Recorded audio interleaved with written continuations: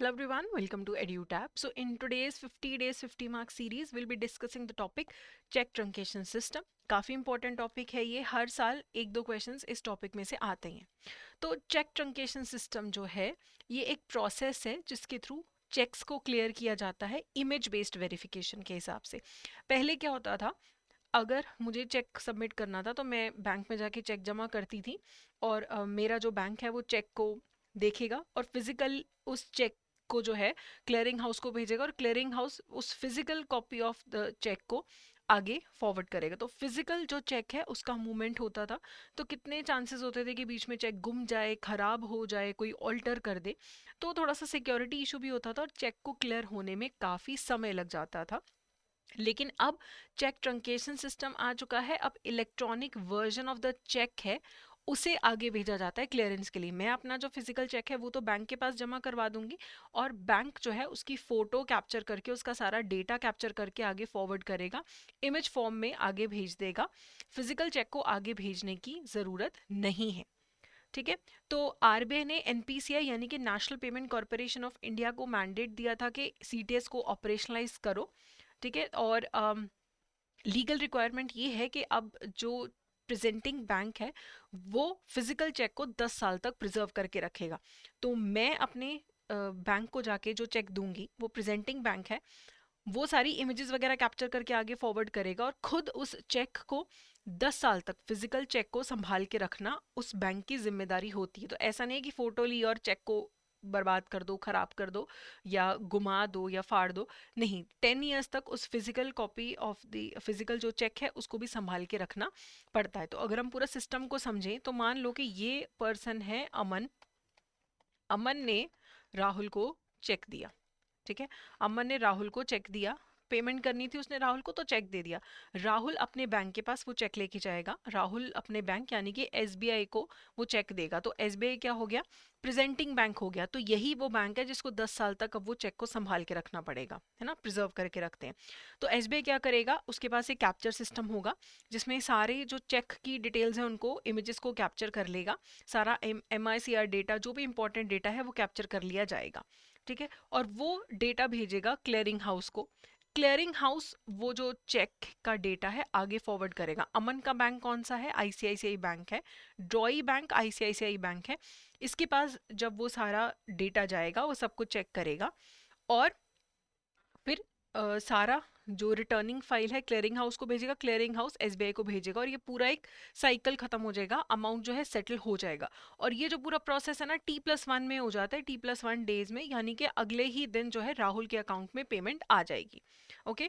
तो एसबीआई एक presenting bank है और आईसीआईसीआई जो अमन का बैंक है जिसने पेमेंट करनी है वो ड्रॉई बैंक है। तो अगर मान लो इस सिचुएशन में, वैसे तो आईसीआईसीआई बैंक जो है वो इमेज देखेगा और चेक की सारा कंफर्मेशन करके पेमेंट रिलीज करेगा। लेकिन अगर by chance ICICI bank image के साथ सेटिस्फाइड नहीं है तो वो फिजिकल जो चेक है उसकी भी डिमांड कर सकता है, उसके पास राइट है। ओके। तो यहाँ पे आप देखिए मूवमेंट फिजिकल चेक की नहीं हो रही है, जो सिर्फ इमेजेस हैं उनकी ही मूवमेंट हो रही है। तो बहुत जल्दी हो जाता है आजकल ऑनलाइन सारा सिस्टम। तो अब ये जो सीटीएस में चेक्स होते हैं ना, ये भी एक सीटीएस स्टैंडर्ड 2010 स्टैंडर्ड के चेक्स होते हैं। तो इसमें होता क्या है, देखिए, जो ये एक्सिस बैंक का अगर आपको मैं एग्जांपल दूं तो देखिए एक्सिस बैंक ने क्या बोला है यहाँ पे, आइडेंटिफाई कैसे करोगे आप, bank branch address along with the IFSC code printed on the top left corner of the cheque. तो टॉप लेफ्ट कॉर्नर पे जो है आपको बैंक ब्रांच का एड्रेस और आईएफएससी कोड यहाँ पे दिखता है आपको। जो अभी जो सीटीएस 2010 स्टैंडर्ड के चेक्स होते हैं, जो डेट यहाँ पे लिखनी होती है उसका एक स्टैंडर्ड फॉर्मेट है। साइड पे यहाँ पे सीटीएस 2010 के साथ प्रिंटर का नाम होता है, सबसे एक्सट्रीम लेफ्ट पे चेक के। और यहाँ पे देखो आप, एक्सिस बैंक का लोगो भी है पीछे, ये आपको नजर आ रहा है, ये एक्सिस बैंक का लोगो भी बना हुआ है यहाँ पे बैकग्राउंड में। तो ये एक स्टैंडर्ड फीचर्स है। और यहाँ पे लिखा होता है प्लीज साइन अबव। तो ये सारे एग्जैक्टली ऐसे ही होते हैं सीटीएस स्टैंडर्ड के चेक। तो आप देखिए बैंक का लोगो, अगर हम यहाँ पे देखें बैंक का लोगो रहेगा। इसके अलावा वॉइड पेंटोग्राफ फीचर भी होता है चेक्स के अंदर। अगर हम किसी भी सीटीएस स्टैंडर्ड के चेक्स की अगर जेरोक्स बनाने की कोशिश करते हैं तो नॉर्मल अगर चेक ऐसा दिखता है, तो अगर आप जेरोक्स करेंगे तो पूरे चेक पे वॉइड वॉइड लिखा होगा, ताकि अगर कोई कॉपी करने की कोशिश करे फोटो सेट करके तो वो ना कर पाए। तो ये वॉइड पेंटोग्राफ का फीचर भी होता है। और यहाँ पे प्रिंटर के डिटेल्स होते हैं, रुपी का सिंबल अब यूज होता है, और यहाँ पे प्लीज साइन अबव एक स्टैंडर्ड प्लेस है जहाँ पे लिखा होता है प्लीज साइन अबव, यहीं पे आपको साइन करने होते हैं। तो ये क्वालिटी जो है चेक की ये ऐसी है, और इवन पेपर की भी क्वालिटी होती है, और सारी फील्ड प्लेसमेंट स्टैंडर्डाइज कर दी गई हैं। ये नए फॉर्मेट के आपके पास चेक्स हैं, थोड़ा सा एक्स्ट्रा एडिशनल फीचर्स हैं इसके अंदर। ठीक है, तो क्या अब जो पुराने वाले नॉन सीटीएस चेक्स हैं, क्या वो अब इनवैलिड हो चुके हैं, क्या वो अब वैलिड नहीं है? तो देखो, बैंक्स को आरबीआई ने एडवाइस किया था कि अब वो सितंबर 30 2012 से सिर्फ सीटीएस 2010 स्टैंडर्ड के जो कंप्लाइंट चेक्स है वही इशू करें, और दूसरे जो चेक्स हैं पुराने स्टैंडर्ड के ना इशू। 2012 से वही सितंबर 30 से वही स्टैंडर्ड वाले चेक्स ही अब इशू हो रहे हैं। पहले जब इनिशियली ऐसा था, सिस्टम में कुछ चेक्स नॉन सीटीएस थे, कुछ सीटीएस स्टैंडर्ड वाले चेक थे, तो बैंक में ना सेपरेट क्लियरिंग सेशन होता था कि ये नॉन सीटीएस का सेशन फिर सीटीएस का सेशन, कि दोनों टाइप्स के चेक पहले क्लियर होते थे। लेकिन 2018 से नॉन सीटीएस वाले जो चेक्स हैं उन्हें डिसकंटिन्यू कर दिया गया।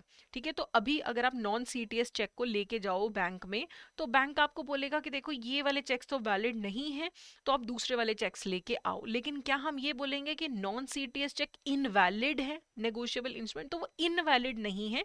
लेकिन अगर प्रैक्टिकल पर्पस से देखा जाए, अगर आप वो पुराने जमाने वाले चेक्स लेके आओगे, तो बैंक के पास अब सिस्टम ही नहीं है, अब सीटीएस सिस्टम्स के थ्रू ही जो सारे चेक्स हैं वो फर्दर मूव करते हैं। तो सीटीएस का फायदा क्या है? देखो, अभी एक तो बहुत जल्दी मूवमेंट होती है चेक्स की, बहुत जल्दी रियलाइजेशन ऑफ फंड्स होती है कि आज चेक जमा कराए, कल आपके अकाउंट में पेमेंट आ गई। और चेक को गुमने का, खराब करने का कुछ भी चांस नहीं होता है, क्योंकि डिजिटल डेटा मूव कर रहा है, फिजिकल चेक नहीं मूव कर रहा है। फिजिकल चेक तो बैंक के पास ही एक जगह पे रहता है, और रास्ते में डाटा इमेज का मैनिपुलेशन करने का रिस्क भी नहीं होता है। अपना ग्रिड बेस्ड सीटीएस क्लियरिंग होती है। इंडिया को 3 ग्रिड्स में डिवाइड कर दिया गया है, और अगर मान लो ये इंडिया है, इसको 3 ग्रिड्स में हमने डिवाइड कर दिया, तो इस ग्रिड में मान लो पंजाब आता है, हरियाणा आता है, गुजरात आता है, राजस्थान आता है। तो इस एरिया के जितने भी चेक्स होंगे उन्हें लोकल चेक्स माना जाएगा। राजस्थान और हरियाणा के, गुजरात के, ये जो सारे चेक्स होंगे इन्हें लोकल चेक्स माना जाएगा, आउट स्टेशन चेक्स नहीं माना जाएगा। कुछ एक्स्ट्रा पेमेंट, कुछ चार्जेस नहीं होते हैं। ठीक है, और बहुत जल्दी क्लियरिंग हो जाती है, T+1 बेसिस पे क्लियरिंग हो जाती है। अभी 3 ग्रिड्स कौन से हैं इंडिया में? चेन्नई, मुंबई, न्यू दिल्ली, 3 ग्रिड्स में इंडिया को डिवाइड कर दिया गया। फ्यूचर में गवर्नमेंट चाहती है कि 1 नेशन 1 ग्रिड, ये प्रोजेक्ट पे भी काम चल रहा है, लेकिन अभी 3 ग्रिड्स में ही डिवाइडेड है। ठीक है, तो यहाँ पे जब भी एक बैंक के पास आप एक चेक प्रेजेंट करते हो, तो वो उसकी 3 इमेजेस लेता है। फ्रंट की ग्रे स्केल पिक्चर, फ्रंट की ब्लैक एंड व्हाइट पिक्चर, और बैक ऑफ द चेक की ब्लैक एंड व्हाइट पिक्चर। ये पिक्चर ली जाती हैं और यही आगे फॉरवर्ड होती हैं। क्या आरबीआई ने अभी कोई आपको कलर स्पेसिफाई किए हैं कि चेक जब आपको साइन करना है, लिखना है, तो ये स्पेसिफिक कलर यूज करना है? तो ऐसा अभी कुछ भी नहीं है। और सीटीएस के अंदर अगर आपके चेक्स में कोई भी मॉडिफिकेशन या ऑल्टरेशन है, तो आपके चेक को नहीं एक्सेप्ट किया जाता। किसी भी तरीके से ओवर राइटिंग है, कुछ भी गड़बड़ लग रही है, कुछ ऑल्टरेशन की गई है, तो आपको बैंक वाले बोलेंगे कि फ्रेश चेक लेके आओ, ये तो ऑल्टर्ड चेक है, ये एक्सेप्ट नहीं होगा। एक एडिशनल जो सिक्योरिटी फीचर लाया गया है वो है positive pay system. Positive pay system में क्या होता है? मान लो मैंने आपको चेक दिया, ठीक है, आपको मैंने 50,000 का चेक इशू कर दिया। मैं अपने फ़ोन में ऐप ओपन करके नेट बैंकिंग के थ्रू अकाउंट नंबर मैंने सिलेक्ट किया, ये पॉजिटिव पे सिस्टम में अपना नाम, जो मैंने चेक इशू किया है उसका नंबर, किसके नाम पे इशू किया, कितने का इशू किया, कब इशू किया, ये सारी डिटेल्स भर के बैंक को भेज दूंगी। हो सकता है जैसे मेरे पास आई मोबाइल ऐप है, तो उसमें मैंने आईसीआईसीआई बैंक का मैंने जो चेक इशू किया, मैंने सारी डिटेल्स अपनी आईसीआईसी की ऐप में डाल दी और बैंक वालों को भेज दी। तो जब बैंक वालों के पास वो पेमेंट आएगा क्लियरिंग के लिए, तो उनके पास ऑलरेडी इन्फॉर्मेशन होगा कि ये वाला चेक है, इतने का है। क्योंकि अगर कोई चेक को ऑल्टर करने की कोशिश करता है, 50,000 को 5 लाख की बनाने की कोशिश करता है, तो बैंक को पहले ही पता होगा कि हमारे पास तो जो पॉजिटिव पे के थ्रू इन्फॉर्मेशन आई है वो तो 50,000 की आई है। तो एडिशनल सिक्योरिटी फीचर है। आरबीआई ने एडवाइस किया है बैंक्स को कि आपके पास जो भी 50,000 या अबव के चेक्स हैं, आप अपने कस्टमर्स को बोलो कि पॉजिटिव पे सिस्टम यूज करें। कुछ बैंक्स ने 50,000 अमाउंट रखा है, किसी ने 1 लाख 2 लाख, कि जहां पे पॉजिटिव पे सिस्टम उन्होंने कंपलसरी किया है। आरबीआई ने कंपलसरी नहीं किया है, कुछ कुछ बैंक्स जो हैं उन्होंने पॉजिटिव पे सिस्टम कंपलसरी किया है कि इतने अमाउंट से ज्यादा का अगर चेक है तो आपको पॉजिटिव पे के थ्रू हमें इंफॉर्मेशन देनी पड़ेगी। ठीक है, तो अभी हम सीटीएस के रिलेटेड कुछ एमसीक्यूज देखने से पहले मैं आपको बता दूं कि हमारा जैब के लिए मास्टर कोर्स अवेलेबल है, वेबसाइट पे आप जाके देख सकते हैं, लिंक आपको डिस्क्रिप्शन में मिल जाएगा। अभी आप जैब 75 कोड यूज करके 75% भी अवेल कर सकते हैं।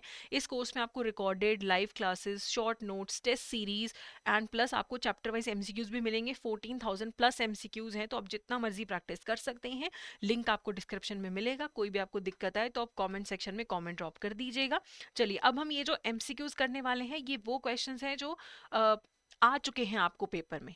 ठीक है, ये रिकलेक्टेड क्वेश्चंस हैं आपके। तो पहला क्वेश्चन है, आरबीआई ने इंट्रोड्यूस किया cheque truncation system for interbank clearance of cheques where cheques are paid based on, किस पे बेस्ड होता है, electronic image, physical cheque, bank balance या एमआईसीआर। तो चेक ट्रंकेशन सिस्टम में इलेक्ट्रॉनिक इमेज कैप्चर की जाती है, जिसके बेसिस पे फिर पेमेंट आपकी रिलीज होती है। तो ए जो है यहाँ पे करेक्ट ऑप्शन है। अगला है, under the CTS the cheques are process through net settlement, gross settlement, depends on the bank, depends on the cheque value.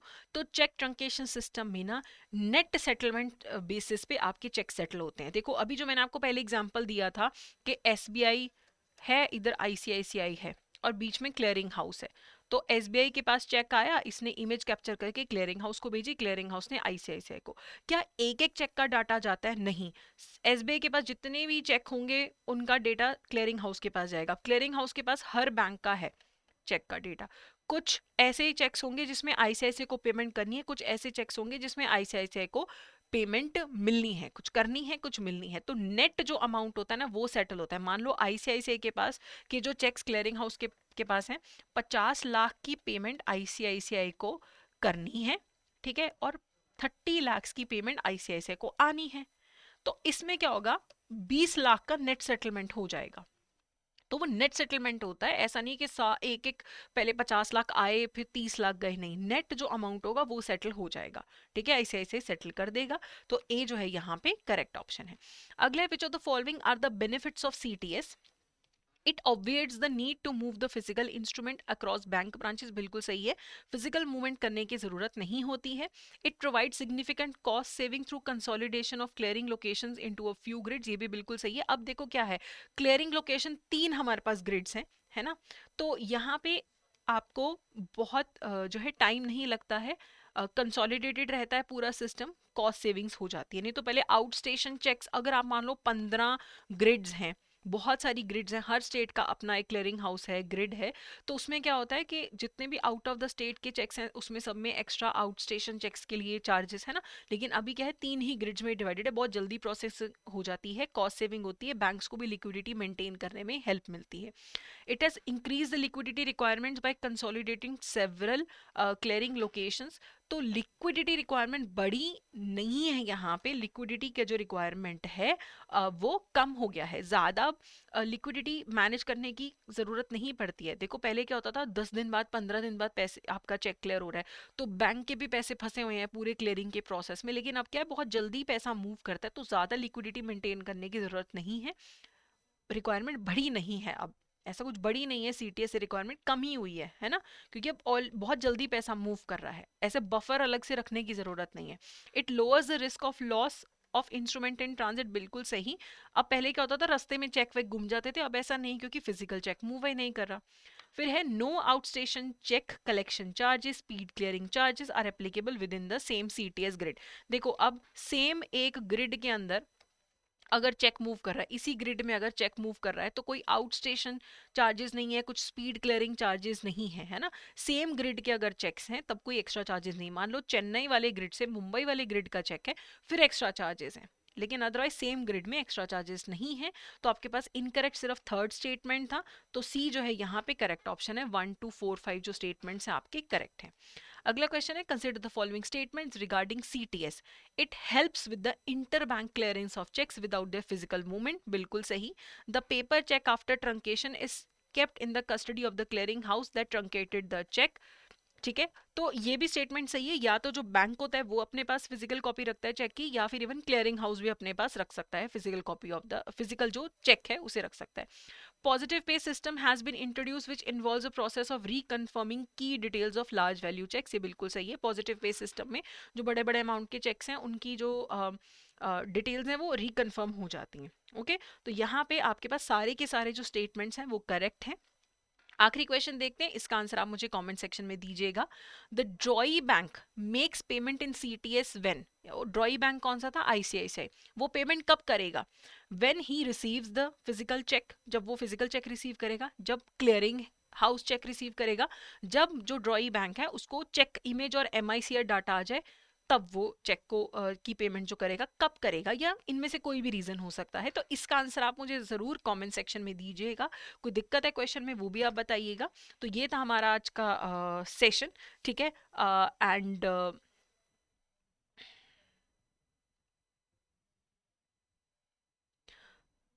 तो तो ये था हमारा आज का सेशन। अगर आपको ये सेशन यूजफुल लगा है तो please go ahead and subscribe to our YouTube channel. So that's it for today, thank you so much.